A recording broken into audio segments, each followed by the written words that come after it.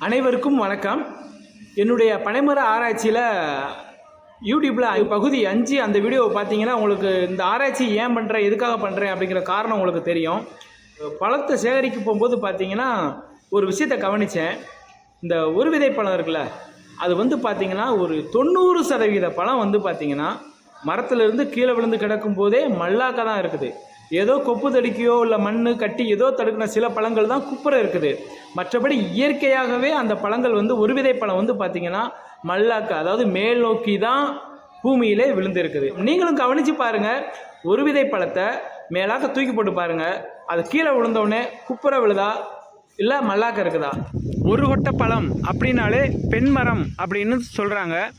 இந்த சம்பவத்திற்கும் அது பெண்மரமாக வருவதற்கும் ஏதாவது தொடர்பு இருக்குமோ அப்படிங்கிற கேள்வி இந்த இடத்துல வருகிறது. நான் இந்த ஒரு கொட்டை பழத்தை மேல் நோக்கியும் கீழ் நோக்கியும் ஊன்றி வளர்த்து வருகிறேன். இவை அனைத்துமே பெண்மரமாக வருகிறதா அல்லது ஆண்மரமும் சேர்ந்து வருகிறதா என்பதை வருங்காலத்தில் காண்போம். நன்றி, வணக்கம்.